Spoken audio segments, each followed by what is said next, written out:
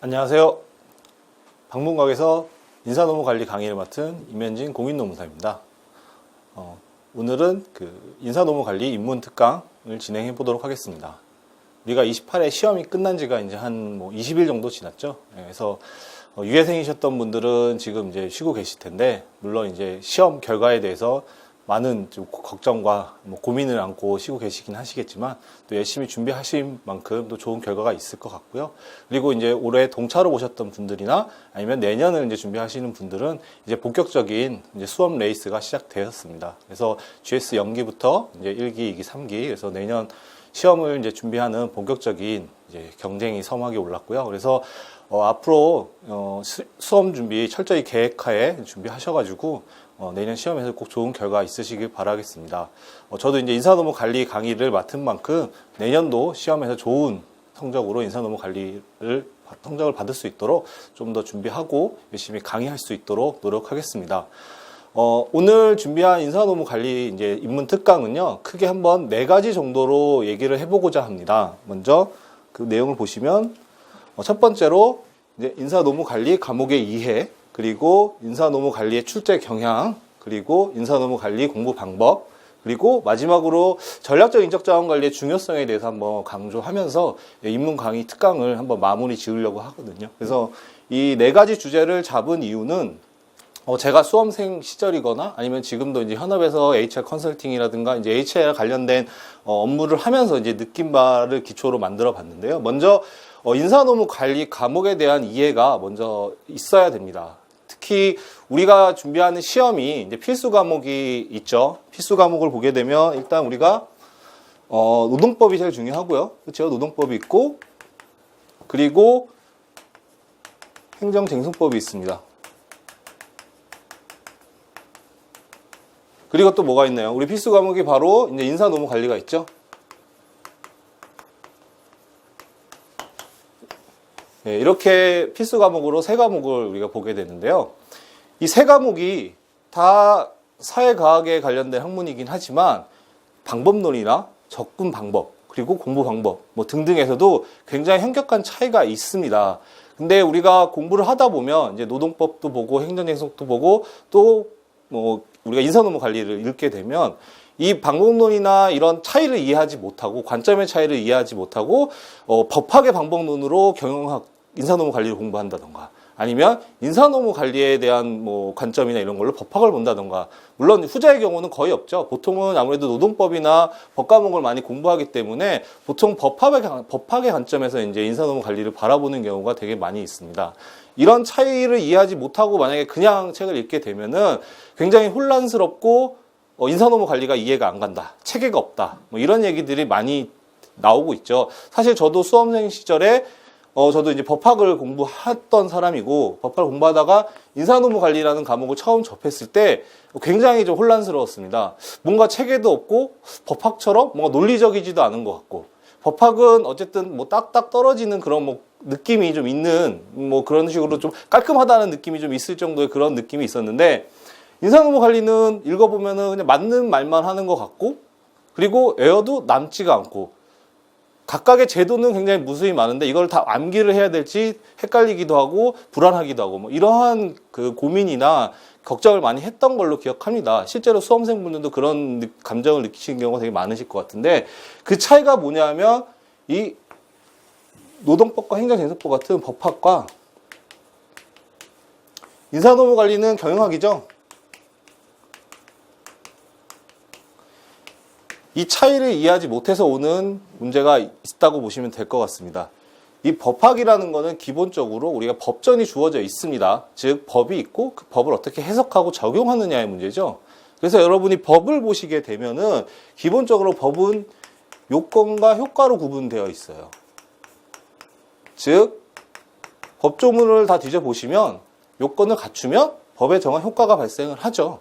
예컨대 형법 같은 경우 절도죄다. 그러면 타인의 재물을 절취한 자는 몇 년형에 처한다. 이런 식으로 법조문 구성이 되어 있죠. 그래서 타인의 재물을 절취한 자, 즉 그게 요건인 거죠. 그 요건에 해당하면 그 사람은 처벌을 받게 되는 거죠. 그래서 이 요건에 해당하느냐, 이거를 굉장히 꼼꼼하게 볼 수밖에 없습니다. 그래서 타인의 의미는 뭐냐? 그리고 재물의 의미는 뭐냐? 그냥 유형물뿐만이 아니라 어떤 무형, 뭐 재산권을 갖춘 뭐 증권이나 이런 것도 재물을 볼 수 있느냐 등등 그 각각의 요건에 대해서 굉장히 세밀하게 요건을 설명하고 이렇게 분류하죠. 그래서 왜냐하면 그 요건을 갖춰야지만 이 효과가 발생하기 때문에 그렇습니다. 예. 그래서 사실 그 법학에서는 요건, 그래서 요건사실론이라고 하기도 하는데 그 요건에 해당하느냐 여부를 굉장히 많이 따지죠. 그래서 법학에서의 답안은 어떤가 하면 우리가 뭐 법학에 대해서 문제가 나오면 사례 문제 등 뭐 사실관계에 대해서 이제 쟁점을 뽑아서 뭐 이제 쟁점을 이제 제시해 주는 경우도 있지만 그 쟁점에 대해서 우리가 법조문을 적용을 해야 되잖아요. 법의 내용을. 그럴 때 이제 그게 사안이 적용이 되는지 여부는 그 요건, 요 내용들에 들어가는지 여부 따집니다. 효과는 정해져 있어요. 효과는. 물론 일부 효과가 뭐 범위나 뭐 이런 내용들에서 논의가 있을 수는 있겠지만 기본적으로 요건에 충족되면 법에 정한 효과가 발생하기 때문에 뭐 효과에 대해서는 크게 걱정할 수 하는 그런 학문은 아닙니다. 기본적으로 우리 답안도 주어진 사례를 법에 있는 요건에 맞춰서 사안을 포섭해서 그러고 나서 이제 결론에서는 그 법조문에 나오는 효과가 이제 적용이 되는 거겠죠. 그런 구조로 되어 있습니다. 예, 그렇기 때문에 법학을 이러한 관점으로 우리가 공부를 하게 되고 그리고 시험에서도 실제로 제일 중요한 게 사안의 포섭이죠. 즉 우리가 법조문에 아니면 혹은 뭐 판례가 설치한 그런 기준에 해당 사례가 적용이 되는지 그렇기 때문에 요건에 해당하는지를 우리가 포섭을 해서 그거를 검토를 하죠. 그래서 요즘은 사안의 포섭이 굉장히 중요합니다. 그렇죠? 그래서 사안의 포섭을 굉장히 치밀하게 해야 되는 그런 이제 트렌드가 됐죠. 어쨌든 그렇게 요건을 해당하는지를 파악을 하고 그러면 효과는 이제 그거에 따라서 나오게 되어 있습니다. 그래서 이러한 식의 어쨌든 공부 방법이든 구조가 이렇게 되어 있습니다. 반면에 경영학은 어떠냐? 경영학은 효과가 중요합니다. 효과. 근데 이 효과가 뭐 아시겠지만 경영학에 무슨 법전이나 뭐 바이블이 따로 있는 건 아니잖아요. 기준이 따로 있는 건 아니잖아요. 그건 기업이 어떤 경영 활동을 하는지를 보고 그걸 연구하는 학문이기 때문에 굉장히 실용적이고 실행적인 학문입니다. 그래서 어떤 제도나 이런 것들이 과연 기업에 적용했을 때 효과가 있는지, 어떤 효과가 있는지, 뭐 장단점들이 대표적인 효과 같은 거겠죠. 이 효과에 대한 부분, 이 효과를 검증 하는 학문이 바로 경영학입니다. 경영학. 그렇기 때문에 뭐 이것만 봐도 굉장히 좀 다르죠. 굉장히 다르다고 볼 수가 있습니다. 그래서 우리가 그 경영학 책을 읽을 거나 아니면은 이 공부를 할 때 요 차이를 이해하고서 보셔야 됩니다. 그래서 우리가 인사노무관리론을 공부하고 어떠한 뭐 책이라든가 기본서라든가 아티클을 읽을 때 거기에 설치된 제도, 뭐 이론도 있고 뭐 흐름도 있고 굉장히 많은 내용들이 담겨 있습니다. 이런 것들이 과연 기업에 적용됐을 때 어떤 효과가 있을 것인지, 왜 기업이 이거를 도입해야 하는지, 왜 필요한지 이러한 것들에 대해서 끊임없이 고민을 하셔야지만 인사노무관리를 조금 더 하나의 흐름으로 이해하실 수 있는 그 체계가 만들어질 수 있다. 그렇게 생각하시면 좀 좋을 것 같습니다. 그래서 법학을 공부하실 때는 법학에 맞는 뭐 마인드, 우리가 그냥 리걸 마인드라고 하죠. 리걸 마인드로 책을 읽고 공부를 하셔야 되는 거고요. 그리고 반대로 경영학을 볼 때는 경영학적인 마인드 뒤에 이제 설명을 좀 드리겠지만 인사노무관리 방법에서 경영학적인 마인드로 책을 읽고 고민을 하셔야 됩니다. 좀 고민의 방법, 뭐 그 관점 이런 것들이 많이 다르기 때문에 그 차이를 분명히 이해하시고 그렇게 하고 공부를 하셔야 될 것 같습니다. 그래서 그 부분에 대해서 한번 설명을 드리는 거고요. 그러면 좀 구체적으로 그러면 경영학이 뭐냐? 좀 구체적으로 한번 설명을 드려보겠습니다. 경영학. 기본적으로 경영학은 기업이라는 개별 경제 단위에서 일어나는 경제 활동을 연구하는 학문입니다. 즉 우리가 경제 활동을 하는 주체를 보게 되면 뭐 국가가 될 수도 있고요, 개인이 될 수도 있고, 기업이 될 수도 있고, 뭐 다양한 그 경제 단위들이 존재하죠. 그 중에서도 우리의 그 경영학은 기업이라는 그 하나의 그 경제 단위에 집중해서 그 기업에서 일어나는 경제 활동을 연구하는 학문입니다. 예. 그게 바로 경영학의 바로 그 내용이고요.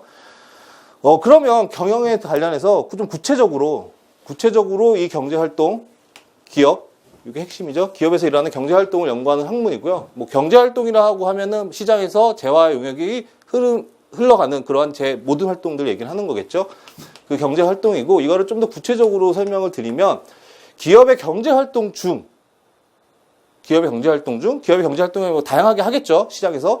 경제활동 중 기업의 목표 달성과 직접적 혹은 간접적으로 관계가 있는 활동을 우리가 흔히 경영활동이라고 합니다. 경영활동. 즉, 기업의 경제활동 중, 기업이 시장에서 하는 여러 가지 활동 중에 기업의 목표 달성, 이게 제일 중요하죠. 앞으로 이거 제가 강의할 때 기업의 목표 달성, 조직의 목표 달성 뭐 이런 부분들 굉장히 많이 강조할 겁니다. 그건 이제 전략적인 인적 자원 관리 차원에서 이렇게 강조할 수밖에 없는 부분이고요. 실제로도 뭐 사업을 할 때는 그 부분이 제일 중요하죠. 예. 그래서 기업의 목표 달성과 직접적 혹은 간접적으로 관계가 있는 활동이 바로 경영활동이라고 합니다. 경영활동. 예. 그래서 이게 경영활동의 개념이고요. 그러면 경영활동에는 구체적으로 또 세부적으로 나누면 어떤 것들이 있냐? 우리가 회사에 가시게 보면은 부서가 이렇게 구분이 있죠. 그런 것들이 이제 그 경영 활동에 따라서 이제 그 구분을 지어 놓은 건데요. 대표적으로 보면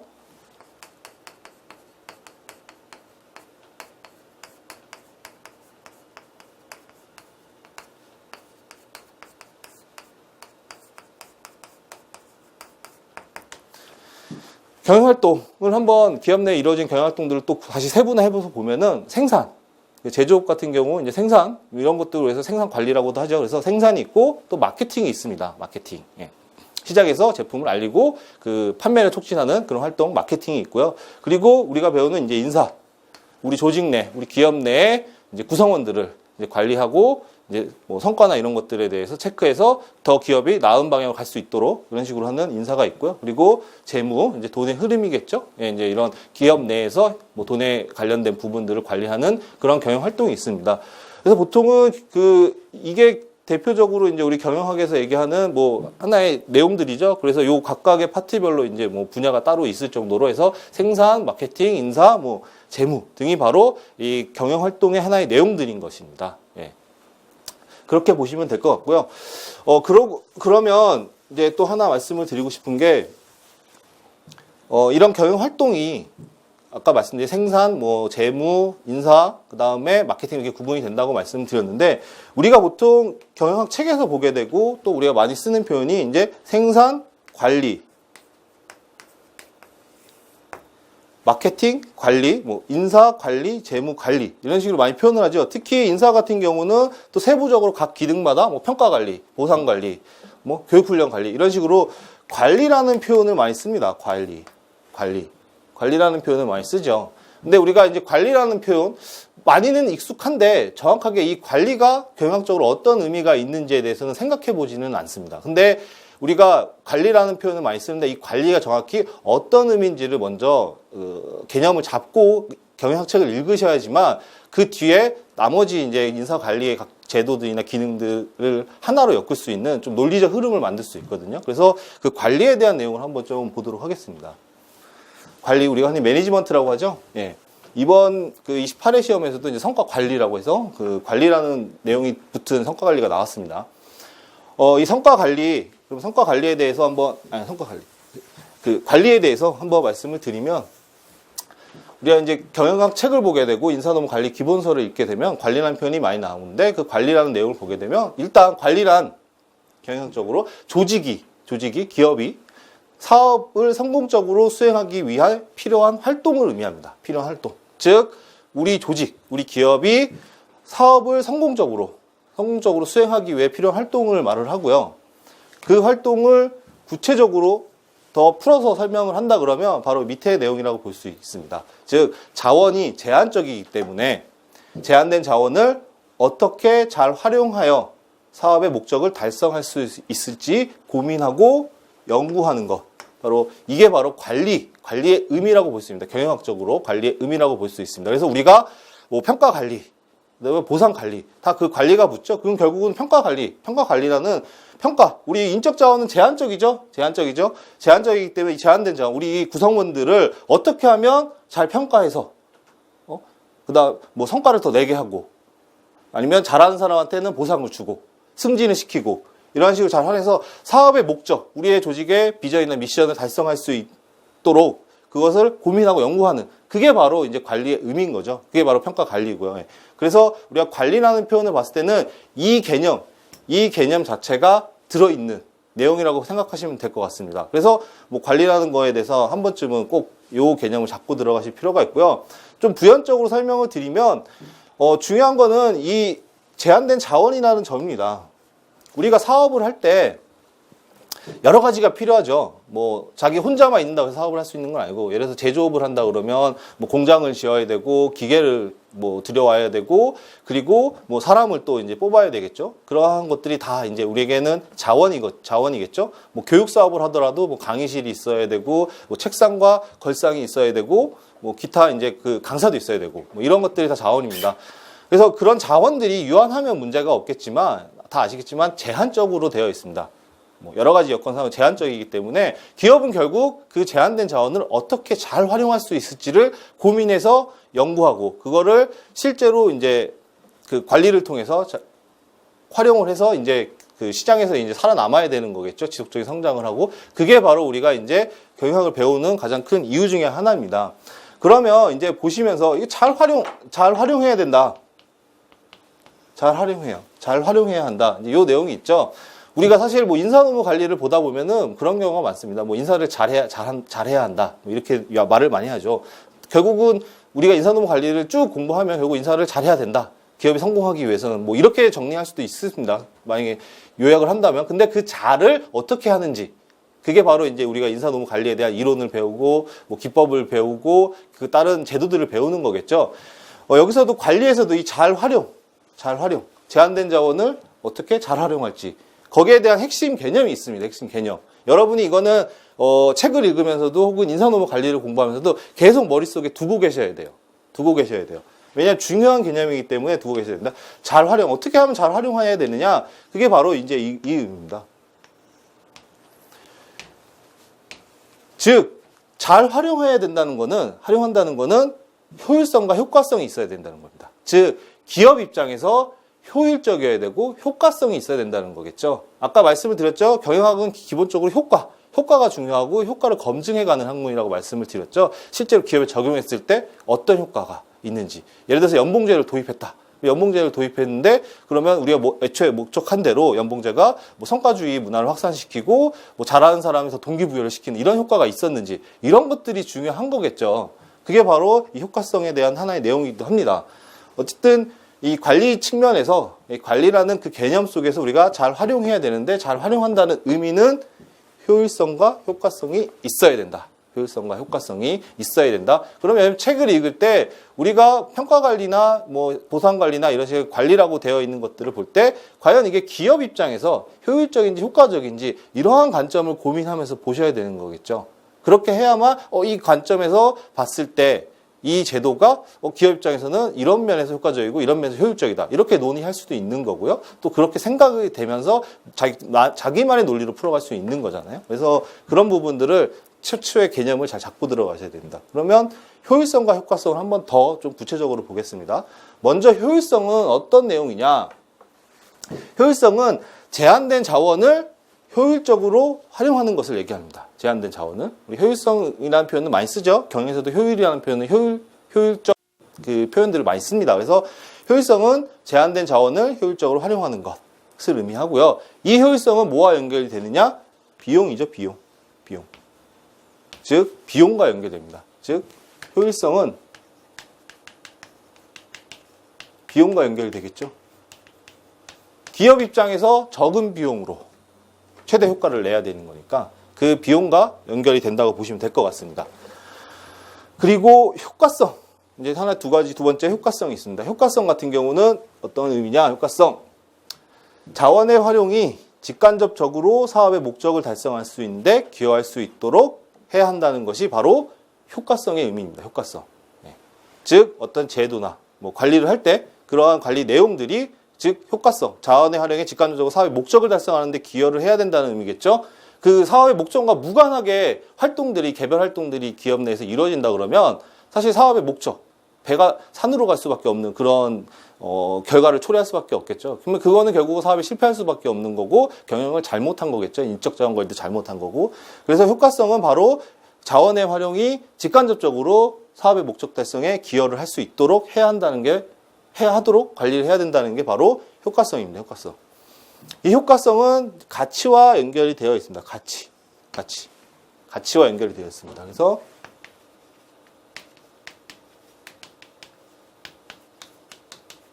가치와 연결이 되어 있습니다. 즉 효과성은 우리 자원을 어떻게 활용할 것인가, 어떻게 가치를 최대한 낼 수 있도록 활용할 것인가, 이러한 차원에서의 고민이고 내용이라고 보시면 될 것 같습니다. 이게 바로 우리가 이제 경영에서 인사노무 관리에서 이제 지겹게 보게 될 관리에 대한 개념이라고 보시면 될 것 같아요. 그래서 여러분이 앞으로 이제 관리라는 표현을 봤을 경우에 이제 평가 관리든 뭐 임금 관리든 이제 보상 관리든 이제 관리라는 내용들을 이제 많이 보시게 될 텐데, 그때 그냥 관리라는 관리, 그냥 우리가 흔히 그냥 뭐 특별히 정의하진 않았지만 그냥 암묵지처럼 그냥 느낌대로 그냥 관리를 이해하지 마시고, 관리라는 개념 속에는 기업이, 우리 조직이 제한된 자원을 어떻게 잘 활용할 수 있는지를 연구하고 고민하는 그런 내용이고, 그 잘 활용할 수 있다는 내용에는 효과성과 효율성이 있다. 즉 평가든 임금이든 각각의 인사제도 기능, 뭐 제도들이 가장 효율적이고 효과적으로 활용할 수 있는 방안, 그것을 찾고 기업의 조직의 목표의 달성에 기여할 수 있도록 만드는 것이 관리다라고 생각하시면 좋으실 것 같습니다.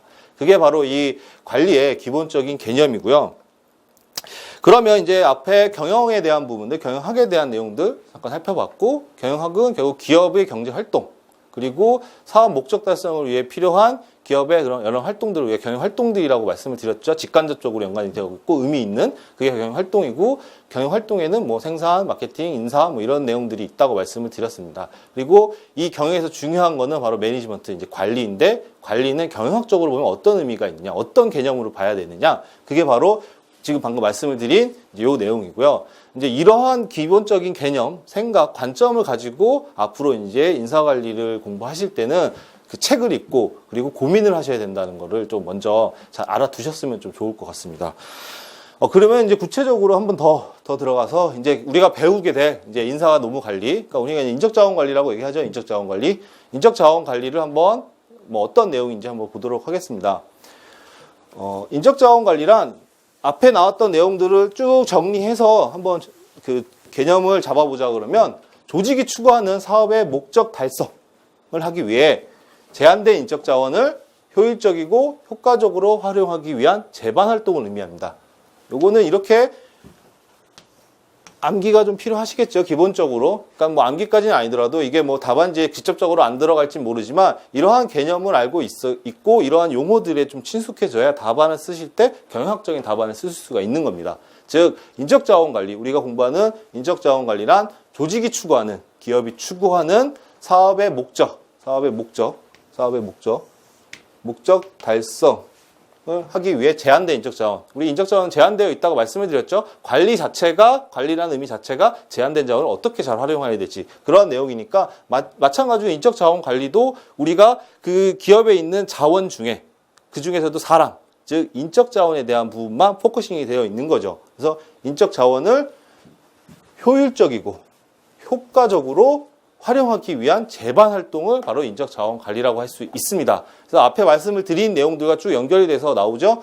앞에 말씀드린 경영에 대한 부분들, 그리고 우리가 경영학적으로 관리가 어떤 의미가 있는지, 즉 관리는 제한된 자원을 효율적 효과적으로 사용하는 건데, 그걸 인적자원 관리와 이제 결합을 시키면, 즉 인적자원 관리, 우리 회사 내에 제한된 인적자원을 효과적, 효율적으로 활용할 수 있는 제반 활동, 활용하기 위한 제반 활동을 바로 인적자원 관리라고 정의할 수 있습니다. 예. 그래서 이런 개념은 꼭 한번 알아두시면 좋을 것 같고, 그러면 이 제반 활동은 뭐냐? 제반 활동은 여러분이 뭐 이미 뭐 익숙히 잘 알고 계신 분도 많겠지만, 우리 학계평 보유방 얘기하죠. 바로 그러한 내용들을 생각하시면 될 것 같습니다. 즉 제반 활동이란 우수한 인적자원을 영입하기 위한 뭐 채용, 그 확보 활동이죠. 우수한 이제 제한된 인적 자원 자체가 제한됐고, 특히 더 우수한 인적 자원, 우리가 흔히 핵심 인재라고 이제 많이 표현을 하는데, 핵심 인재들은 희소하죠. 그러한 희소한 핵심 인재들을 어떻게 우리가 채용할 수 있을지, 어떻게 관리하고 보상할 수 있는지, 이런 것들에 대한 고민이 뭐 최근에 계속 이루어지고 있죠. 어쨌든 우수한 인적 자원을 영입하기 위한 뭐 채용, 확보 활동, 그리고 구성원들이 주어진 목표를 제대로 달성하고 있는지 판단하는 평가. 이제 성과에 대한 부분들, 그런 성과에 대한 부분들을 체크하고 그리고 성과를 개선할 수 있도록 뭐 프로세스화해서 교육하고 훈련하고 뭐 하는 내용들을 이해하시면 될 것 같습니다. 그래서 판단하는 평가, 그리고 구성원들이 자신의 역량을 높일 수 있도록 지원하는 육성. 우리가 흔히 말하는 교육훈련이죠, 교육훈련. 예. 학교편 교육계에서 개발에 해당하고 교육훈련 뭐 이렇게 표현하기도 하는데 바로 개발에 해당하는 겁니다. 개발. 즉 그 구성원들의 자신의 역량을 높일 수 있도록 그런 교육하고 하는 것들, 그런 개발이죠. 그리고 구성원들의 동기부여를 위한 보상에 대한 부분도 이제 인적자원 관리의 중요한 내용 중에 하나죠.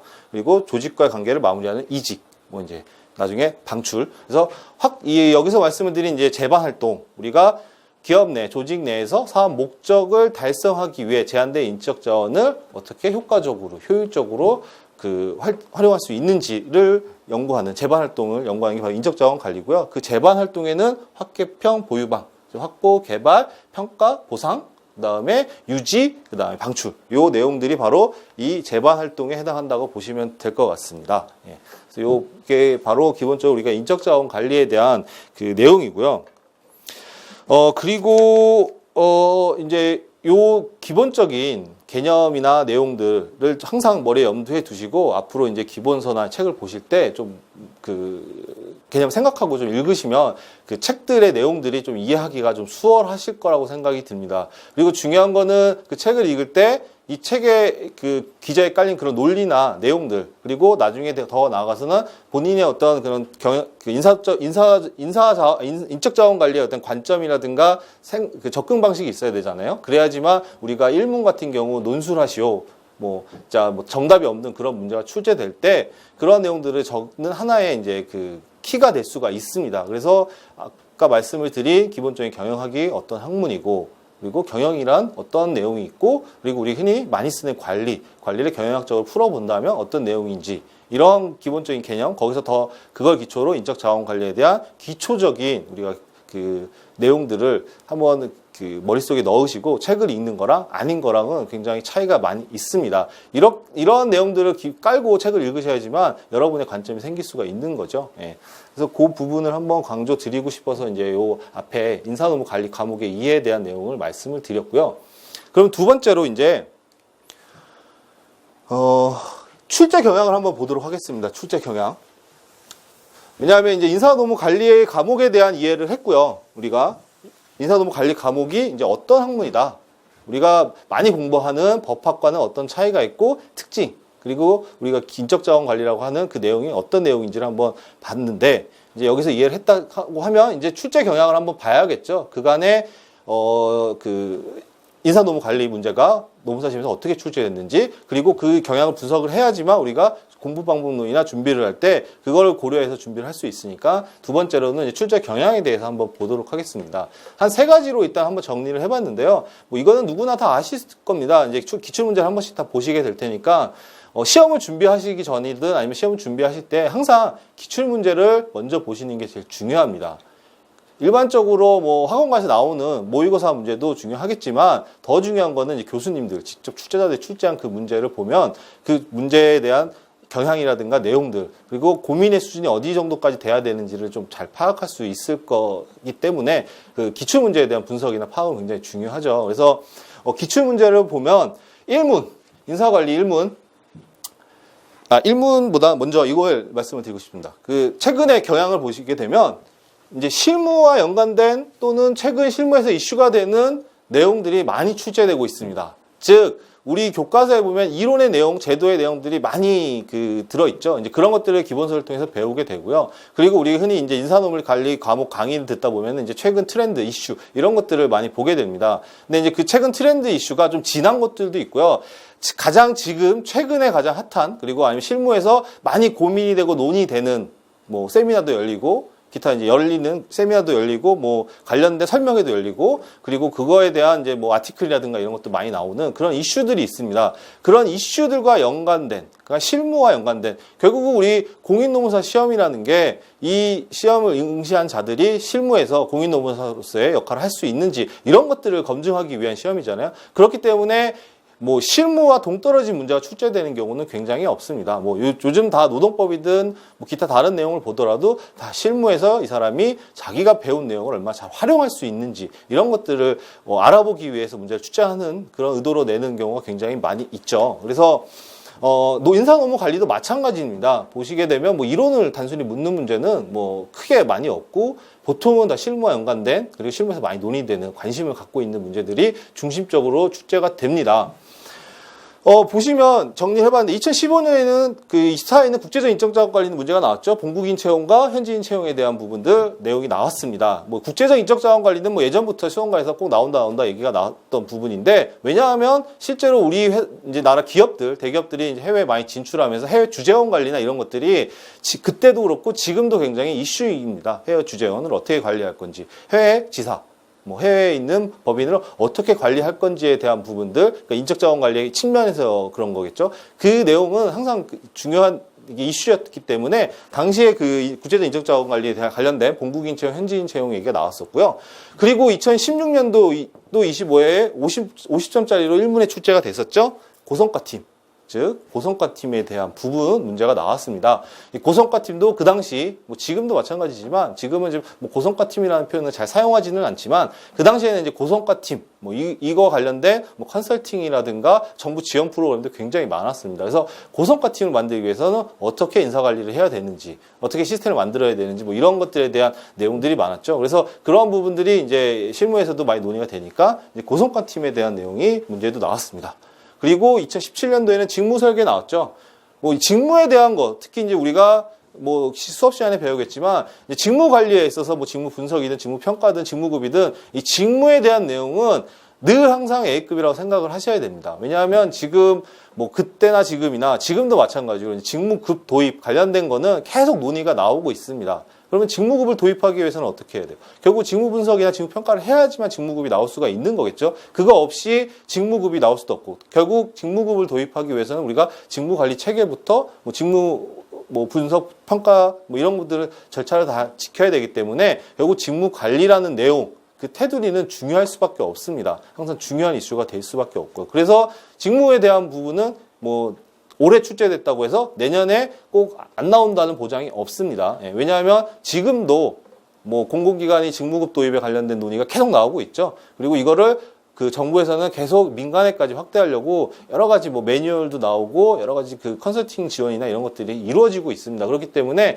이 직무에 대한 부분들 직무 관리에 있는 내용들은 꼭 꼼꼼히 한번 보시고 이해를 하셔야 됩니다.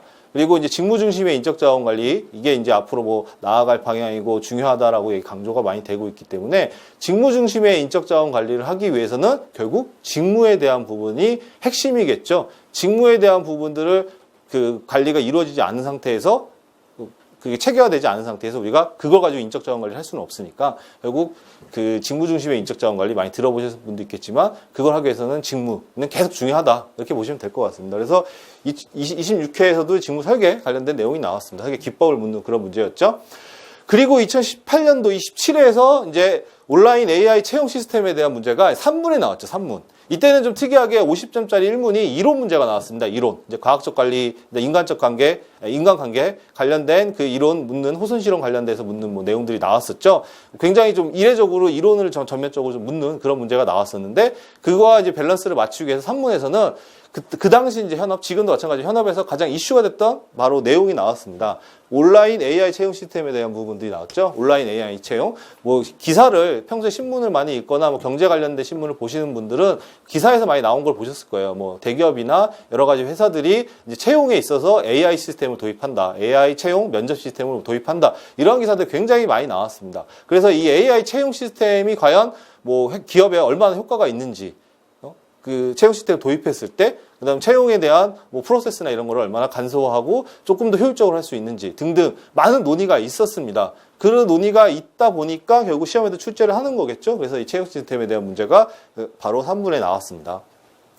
마찬가지로 2019년도 28회도 성과관리와 직무급이 나왔죠. 직무급. 결국 성과관리와 직무급.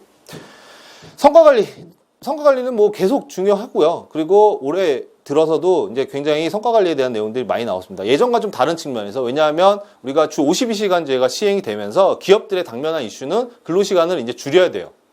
이제 근로시간 단축을 해야 되죠. 근로시간을 단축을 했다는 의미는 우리가 예전에 이제 근로시간, 즉 시간에 대한 부분이 우리가 어떤 일을 할 때 시간을 투입하게 되겠죠. 그리고 투입 대비 이제 나오는 아웃풋 이걸 봤을 때 근로시간이 단축이 되면 우리가 인풋 할 수 있는 시간 자체가 줄어들잖아요. 기업적으로 본다 그러면 뭐 개인도 시간이 주겠지만 그걸 그 전체 기업의 근로시간을 따진다 그러면 굉장히 많이 줄어들 수밖에 없습니다. 그러면 시간이 줄었으니까 아웃풋도 줄여야 된다? 그러면 기업이 살아남을 수가 없죠. 경쟁력을 유지할 수가 없는 거죠. 그러면 근로시간이 단축이 된 만큼, 즉 근로시간이 준 만큼 우리가 그 아웃풋을 기존과 동일, 적어도 유지하거나 아니면 향상할 수 있는 방안, 그거를 어떻게 하면 만들 수 있는지에 대한 고민이 굉장히 많이 있습니다. 그게 바로 이제 성과관리 측면에서 이제 성과관리도 그 효율적 업무를 효과적으로 할 수 있도록 성과 관리를 해야 되고 평가할 수 있는 그러한 내용들이 들어와야 된다라고 해서 성과 관리를 어떻게 이제 근로시간 단축 시대에 이제 개편을 해야 되는지 다양한 논의가 지금 이루어지고 있고 뭐 찾아보시면 관련된 세미나나 이런 내용도 굉장히 많이 있습니다. 그래서 성과 관리라는 그 내용이 워낙 실무에서 많이 내용이 나오고 있기 때문에 올해 한번 출제가 됐고요. 또 하나로 직무급도 나왔죠. 직무급. 그렇죠. 직무급 관련된 부분, 이제 직능급이랑 같이 이제 비교해서 이제 나오는 장단점을 얘기하는 내용이 나오는데 직무급에 대한 내용도 나왔습니다. 이렇게 보듯이 그 우리 인사노무 관리가 굉장히 뭐 실무와 동떨어지거나 아니면 지금 최신 산업 현장에서 일어나는 일과 동떨어진 내용이 출제되지는 않습니다. 반드시 실무나 산업 현장, 기업들 현재 어디에 관심이 많이 있고 논의가 되는지 그러한 내용들을 가지고 문제를 출제하고 있다. 그래서 여러분이 기본서를 읽는 게 제일 중요하고요. 뭐 그리고 그걸 가지고 기본적으로 이론적인 토대, 기초적인 개념을 잡고 자기만의 내용을 잡는 게 또 굉장히 제일 중요하고요. 그리고 나서 그 토대 안에서 이제 이러한 이슈들을 한 번씩 보면서 생각을 하시는 그런 습관이 좀 필요한 부분이 있습니다. 그렇지 않으면 50점짜리 문제 같은 경우 이제 논술형으로 출제되면은 굉장히 쓰기가 막막하죠. 뭐 어떤 내용을 써야 될지. 그래서 그냥 외운 거를 그냥 디립다 쓰는 경우가 많은데 그런 경우에는 이제 좋은 점수를 받을 수가 없죠. 그게 왜 그런 내용들을 이제 50점에서 그런 문제를 내는 거는 네가 이제 이해한 인적 자원 관리에 대한 내용을 한번 너의 관점에서 서술해 봐라. 이제 뭐 그러한 내용들이 핵심이니까 이제 그런 부분들을 좀 고민해서 문제를 풀려면 그 실무와 연결해서 실무에서 논의되는 내용이 뭔지 뭐 그런 것들을 좀 파악을 해서 알아둬야 된다.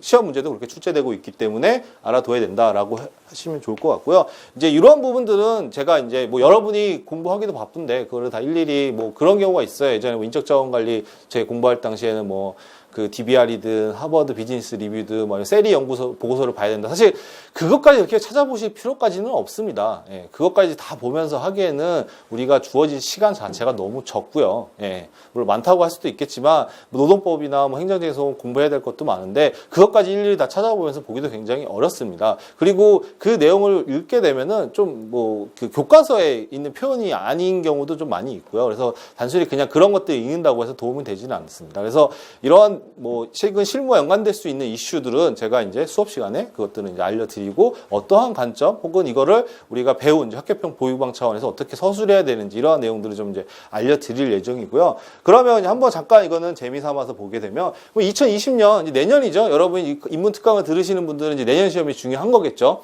내년에는 어떤 문제들이 나올 수 있을까? 물론 이제 2020년 가면 또 새로운 이슈들이 또 좀 부각되는 이슈들이 다를 수는 있습니다. 근데 최근에 뭐 작년부터 해서 뭐 올해 그리고 앞으로도 계속 문제가 될 만한 그런 이슈들을 본다 그러면 중요한 점 한번 뽑아봤습니다. 밀레니얼 세대에 대한 부분 이것도 시험에 충분히 나올 수 있습니다. 왜냐하면 밀레니얼 세대 우리가 많이 들어봤죠. 어떤 80년대 그 초중반 태어나서 그 이제 지금 이제 직장에 들어온 사람들이 대부분 이제 밀레니얼 세대인데 이게 향후에는 이제 거의 직장 내에서 50% 이상이 밀레니얼 세대일 거다라는 이제 그런 그 조사 결과도 있습니다. 그래서 지금 기업에서는 이제 밀레니얼 세대 이 사람들은 좀 특징이 있죠. 기존의 기성세대와는 다른. 그래서 그러한 특징을 고려해서 인사 관리를 하지 않으면 이직하거나 아니면 그만두는 경우가 굉장히 많이 있습니다.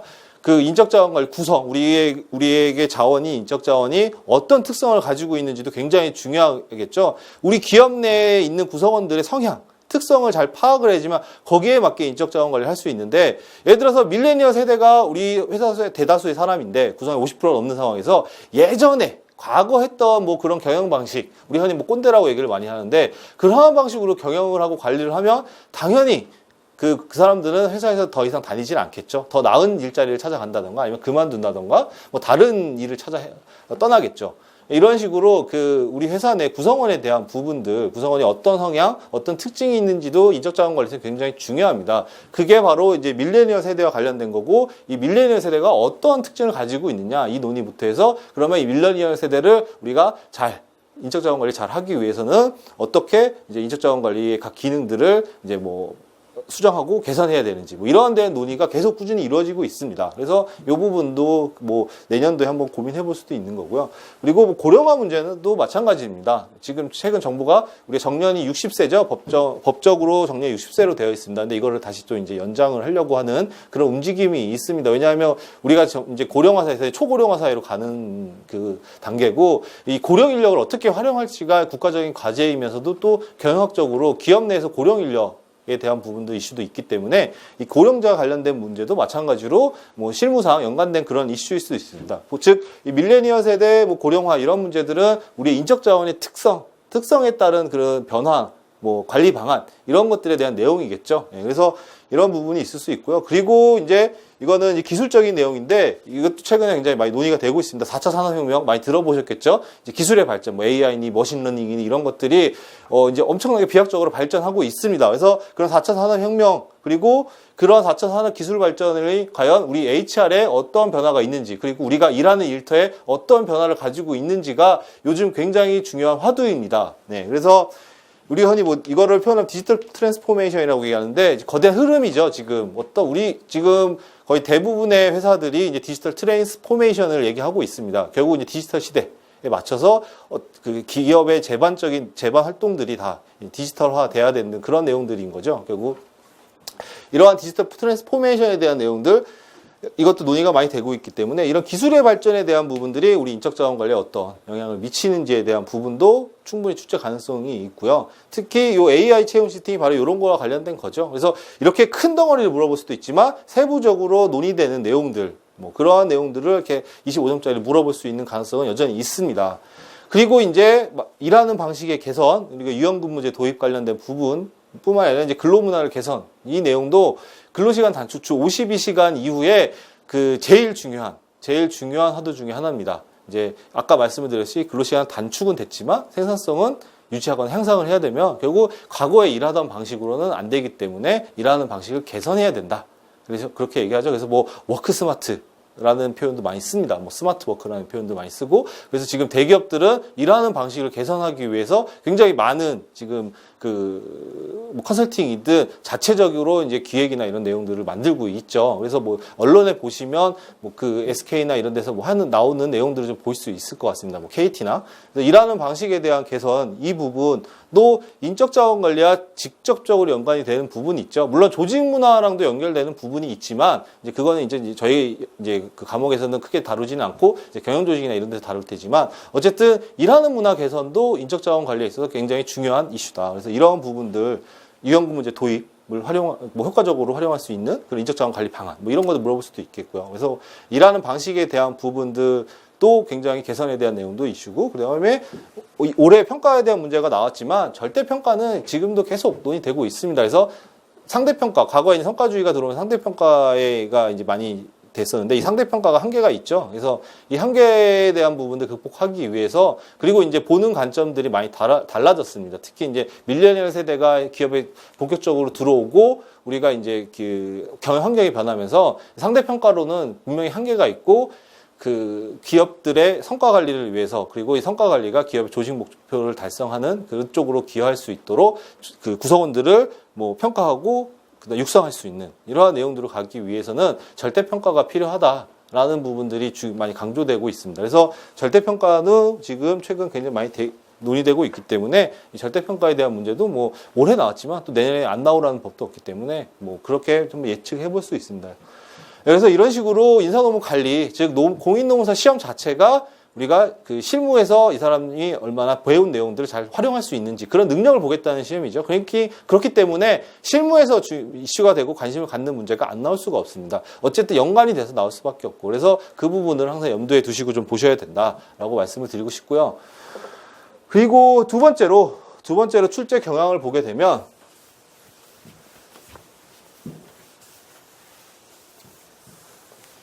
출제 견해를 보게 되면 1문은 뭐 기본적으로 항상 논술형이 출제됩니다. 논술형. 즉 논술형인데 정답이 없는 문제입니다. 정답이 없는 문제. 사실 뭐 이번 1문도 마찬가지죠. 예, 그 내용이 뭐 낯설었던 분도 많으실 테고 좀 헷갈렸던 분도 많으실 텐데 사실 그게 명확한 정답은 없습니다. 정답은 없기 때문에 그러면 정답 없는 문제를 어떻게 풀어야 되느냐? 결국은 자신만의 관점으로 우리가 배운 학계평 보유방 각 제도들의 내용을 서술을 해 나가야겠죠. 그 출제자의 의도에 맞게. 예. 뭐 그런 게 바로 그 인사노무 관리의 시험의 특징입니다. 좀 법과는 많이 다르죠. 예. 그래서 아까 말씀을 드렸듯이 뭐 개별적인 제도의 내용에 대한 암기도 중요하지만 먼저 우리가 뭐 그 전체적 인적 자원 관리 그 내용들 방향이나 이런 것들 관점을 어떻게 잡고 바라볼지 이러한 시각을 갖는 게 굉장히 중요하다고 말씀을 드렸습니다. 그게 바로 이제 HR 뭐 체계라고 말씀을 하시는 분도 있는데 그런 내용들 기반에 있는 내용들을 파악을 하는 게 중요하고 자신만의 그런 관점을 갖는 게 굉장히 중요하죠. 제가 눈에 이거는 수업 시간에도 많이 강조를 드릴 건데요. 예를 들어서 2016년 25회 고성과 팀에 대한 문제가 나왔습니다. 그래서 이 내용만 봐도 정답이 없죠. 이 내용. 이거 처음에 나왔을 때 아마 당황하신 분도 굉장히 많으셨을 것 같아요. 네, 그래서 이게 내용도 보게 되면 현대의 기업은 지식 및 역량 중심의 고성과 팀에 의해 행동 가능성이 증대된다. 뭐 기업 경영 환경에 대한 이제 얘기가 나오죠. 그리고 과거와 다르게 변화된 기업 환경의 특성과 고성과 팀에 관하여 각각 설명하고 고성과 팀을 동기부여할 수 있는 방안을 인사노무 관리, 인적자원 관리 방안 기능별로 유저 나눠 논하시오. 이게 이런 문제가 나왔습니다. 이런 문제. 이런 문제는 답이 없죠. 그리고 어떤 교과서를 봐도 이 내용에 맞게 서술된 것들이 없습니다. 그렇기 때문에 이런 문제를 풀려면 기본적으로 인사노무 관리, 쉽게 말해서 우리가 흔히 표현을 할 때 뭐 나무를 보기보다 숲을 먼저 봐라고 얘기하죠. 인사노무 관리 공부할 때 많이 쓰는 표현입니다. 즉, 그 나무보다 숲을 먼저 보는 그러한 관점을 가져야 된다. 그러한 개념을 가져야지만 그 개념 하에서, 그 관점 하에서 이러한 내용이 나올 때 써낼 수 있습니다. 그래서 우리가 그 관점을 가진다 그러면 특히 이제 뭐 기업의 변화된 기업의 환경의 특성에 대한 부분들을 우리가 처음에 고민을 해야겠죠. 그래서 그런 내용들을 적고 변화된 기업의 환경의 특성이 뭐 디지털화, 뭐 밀레니얼 세대 뭐 이 등등 여러 가지 내용도 있을 테고요. 그런 것들을 자기가 하나 잡아서 특성을 잡고 그리고 고성과 팀을 정의해야겠죠. 고성과 팀에 관해 각각 설명하라고 되어 있으니까. 그래서 그런 설명하고 동기부여할 수 있는 인사노무 관리를 학계평 보유방을 설명하라. 그래서 이런 것들을 최대한 우리가 배운 이론을 가지고 개념을 가지고 쓰되 그냥 기계적인 암기로 나열해서는 안 된다. 그러면 결국은 그것들을 이해하기 위해서는 전반적으로 숲을 보는 방식을 배워야 된다라는 걸 강조하고 싶고요. 이 내용만 보더라도 부단 2016년뿐만이 아니라 우리가 뭐 올해도 그렇고 계속 쭉 기출문제 견화를 보면 50점짜리는 논술형에 그러니까 논하시오 이렇게 물어보고 그 정답이 없는 형태의 그런 문제들이 굉장히 많이 출제가 됩니다. 그래서 소설 쓰시는 분들도 많죠. 사실 소설을 쓸 수밖에 없는 경우도 많이 있고요. 그럼 소설을 어떻게 잘 쓰느냐? 그러면 우리가 인사노무 관리에 배웠던 내용들을 잘 엮어서, 즉 우리가 뭐 학계평 보유방에 있어서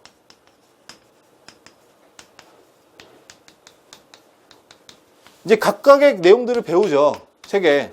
그리고 이 안에는 각각의 그 기본적인 내용들이 있습니다. 학계평 보유방에서 뭐 인력 채용 계획부터 해서 채용에 대한 뭐 내용들, 채용 방법, 그리고 면접을 어떻게 할지 뭐 이런 등등해서 그 효과성을 어떻게 검증할지 뭐 이런 부분들에 대한 내용도 꽤 있고 또 개발도 마찬가지죠. 다 이렇게 마찬가지로 다 있어요. 그러면은 이거를 그냥 단순히 나열하면은 사실은 그냥 애운 거밖에 안 되죠, 기계적으로. 그러면 이 학계평 보유방이 그리고 그 하나하나의 내용에 있는 그 제도나 개념들을 하나의 구술이라고 본다 그러면 이 하나의 구술을 깰 수 있는 그러한 자기만의 그리고 아니면 우리가 그 인사노무 관리를 보는 그런 방향이나 관점이 있어야겠죠. 그래야지만 논리적으로 우리가 쓸 수가 있고 소설을 쓰더라도 말이 그럴듯하게 좀 경영학적으로 논리적으로 쓸 수가 있는 겁니다. 그게 중요한 거예요. 그래야지만 우리가 인사노무 관리에 대해서 좀 고득점을 받는 분들은 다 이러한 식의 자기만의 관점, 자기만의 왁구를 만들어서 틀을 만들어서 보통은 시험을 보는 경우가 많이 있습니다. 그런 분들이 특히 고득점을 받고요. 인사노무 관리에 대해서 그 감을 못 잡고 뭐 어려움을 많이 느끼시는 분들은 결국은 이제 막 암기를 많이 하시죠. 그래서 암기를 굉장히 디테일하게 잘 하십니다. 그래서 암기한 내용을 이제 그 시험에 이런 내용이 나오면 어쨌든 연관된 거 찾아서 암기한 내용을 열심히 적으세요. 물론 그렇게 출실이 적으면 이제 합격이나 이런 부분들은 충분히 가능할 수도 있죠. 예. 근데 비슷하다 그러면 이렇게 쓴 내용들이 훨씬 더 고득점이 많이 나올 수밖에 없습니다. 왜냐하면 대부분의 수험생들이 이런 식으로 어떠한 관점에 따라서 논리적으로 적기보다는 본인이 외운 거를 그냥 넣기에 바쁘거든요, 적기에. 그러다 보면은 다 비슷비슷하면 결국 누가 조금 더 그 내용을 많이 썼는지 정도에서 점수가 갈리거든요. 근데 그 점수가 결코 고득점은 아닙니다. 합격선에서 왔다 갔다 하는 점수, 그렇게 나올 수가 있기 때문에 50점에 50점 문제를 대비하기 위해서는 그냥 기계적인 암기나 이런 건 안 된다. 그런 부분을 강조하고 싶고요. 그래서 그 내용을 정리하면 아래에 같습니다. 그래서 노란색으로 되어 있는 인사 노무 관리 전반에 대한 이해도와 활용 능력을 파악하기 위해서 우리가 그 출제자 교수님들이 50점짜리 문제를 내는 겁니다. 50점짜리 문제를. 그러면 이제 그게 맞게 풀어야 되겠죠. 즉, 이 내용은 어떤 내용이냐 하면 우리가 이론 배워요, 이론을. 기본서를 통해서, 수험서를 통해서 이론을 배웁니다. 이론도 배우고 그 안에 개념도 배우죠. 개념들, 각 제도나 이런 거 다 배웁니다. 그걸 통칭해서 그냥 이론이라고 할게요. 그러면 이론은 그냥 이론이죠.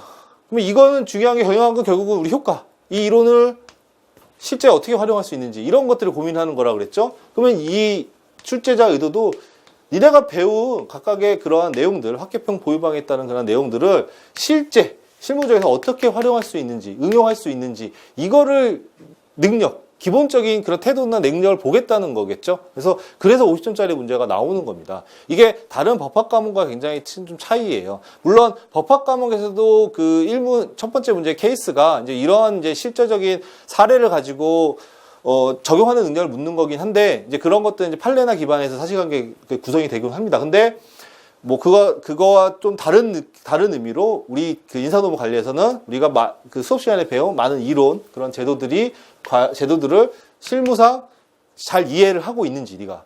그거를 활용을 한다는 거는 이거를 잘 이해하고 있어야 제대로 활용할 수 있는 거죠.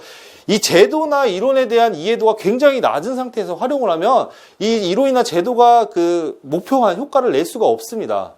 그래 놓고서는 이론은 현실과 다르다 이런 식으로 사람들이 많이 얘기하죠. 그거는 이론을 잘 모르는 사람들이 그렇게 얘기를 하거나, 실제적으로 이론은 그 보편적인 내용을 담기 때문에 모든 현실에 다 적용될 수가 없어요. 그 이론 자체가 적용될 때는 수정과 커스터마이징이 필요할 수밖에 없습니다. 그 상황에 맞게, 기업의 환경, 여건에 맞게, 다 마찬가지겠죠.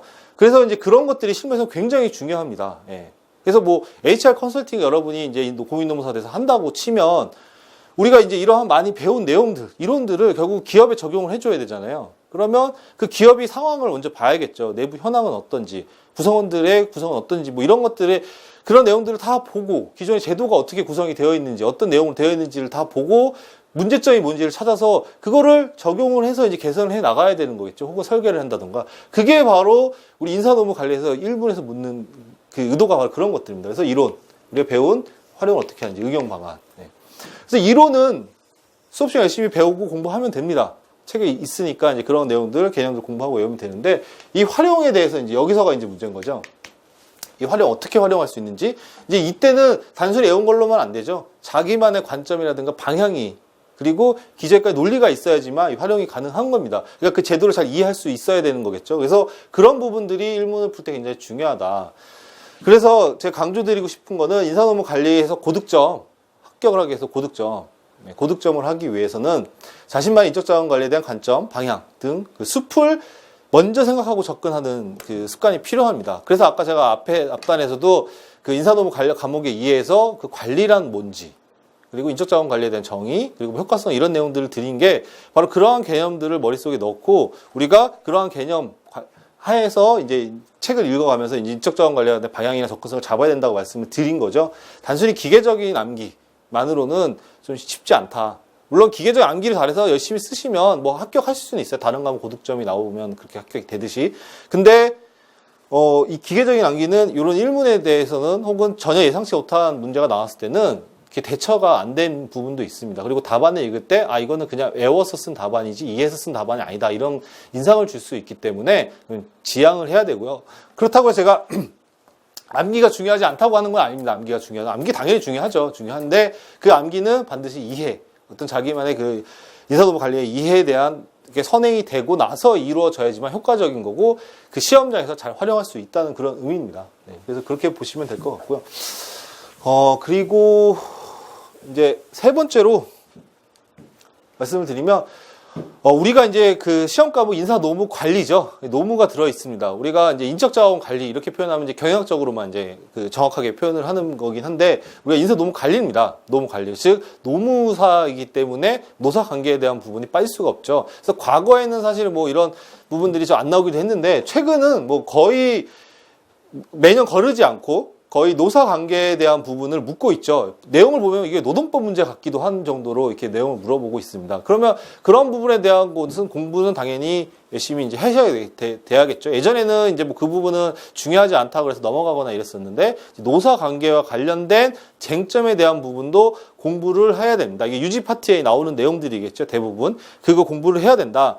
단 우리가 이 보는 과목이 경영학 인사노무 관리잖아요. 그래서 답안을 쓰실 때 우리가 이거 노동법에서 외웠던 건데 예를 들어서 올해 이제 단체 협약 같은 경우 충분히 이제 법학에서 많은 개념들이나 이런 거는 알고 계실 거예요. 근데 이거를 법학처럼 쓸 수는 없잖아요. 법학처럼 그거를 인적 자원 관리, 즉 인적 자원 관리 관점에서 어떻게 이제 쓸지 이런 부분도 좀 고민하셔야 되고 그리고 결국 출제자가 묻는 거는 노사 관계에 관련된 쟁점들을 인적 자원 관리와 어떻게 연관해서 이제 그 풀어 나가는지를 좀 보겠다는 그런 의도가 있는 거죠. 그래서 앞으로 공부하실 때는 우리 노사 관계에 대한 부분도 좀 중요하게 보셔야 된다. 항상 문제가 출제되고 있기 때문에 우리가 요 내용들 한번 보셔야 된다라고 말씀을 드릴 것 같아요. 그래서 보시면 뭐 2014년부터 해서 쭉 2014년도에는 조합원에 관련된 부분들 그리고 뭐 산업재해 그다음에 노사관계 이제 경영참가제도 관련된 문제, 그다음에 노동쟁의 이런 식으로 해서 노사관계에 관련된 쟁점이 꾸준히 출제되고 있다. 그래서 앞으로 공부를 하실 때는 우리 노사관계에도 인적자원 관리 관점에서 어떻게 바라봐야 되는지도 한번 생각을 해보면서 공부를 해야 된다. 이렇게 좀 말씀을 드리고 싶고요. 지금까지 이제 제가 이제 그 말씀드리고 싶은 네 가지 중에 이제 두 가지를 말씀을 드렸습니다. 그 인사노무 관리 과목의 이해 그리고 그 최근에 출제 경향 그래서 말씀을 드렸죠. 그래서 좀 정리를 하자 그러면 인사노무 관리 과목은 경영학 과목이다. 경영학 과목으로서 우리의 경영학은 효과를 검증하고 효과가 중요한 과목이고 그리고 기업이라는 그 경제 단위가 하는 경제 활동 즉 그 경제 활동 중에서도 조직의 기업의 목표 달성을 하는 직간접적으로 기업의 목표 달성과 직간접적으로 연관되고 의미 있는 활동이 경영 활동이고 그 경영 활동에는 이제 경영 활동 중 하나가 인사노무 관리고 그다음 관리는 우리가 제한된 자원을 기업 내에서 어떻게 잘 활용할 수 있는지 효과적으로 효율적으로 활용할 수 있는지 연구와 고민하는 거라고 말씀을 드렸죠. 그래서 그러한 이해를 기반으로 해서 우리 출제 경향을 봤을 때 출제 경향 50점이나 기타 나오는 봤을 때 반드시 인사노무 관리 과목을 공부할 때는 이제 뭐 나무보단 숲을 보는 그러한 관점을 먼저 키우셔야 된다. 물론 이제 그걸 혼자서 키우기는 어렵죠. 그거는 뭐 공부를 오래 하시고 다양한 내용들을 보고 고민도 많이 하셔야 되는데 수험생에게 그거를 만들어라 이렇게 스스로 해라 이거는 사실 말이 안 되는 거고요. 제가 이제 그런 강의를 통해서 인적자원 관리에 대한 뭐 관점, 방향 이런 것들 우리가 답안을 쓸 때 어떤 식으로 논리적으로 이끌어가야 될지 그런 것들을 이제 알려드릴 거고요. 그래서 그런 것들은 이제 수업을 따라오시다 보면은 이제 체득하실 수 있도록 만들어 드리도록 하겠습니다. 그러면 좀 잠시 쉬고 나머지 두 가지에 대한 내용들 그리고 내용들인 뭐 공부 방법론 그리고 마지막으로 전략적 인적 자원 관리의 중요성 이렇게 두 개 한번 진행해 보도록 하겠습니다. 예.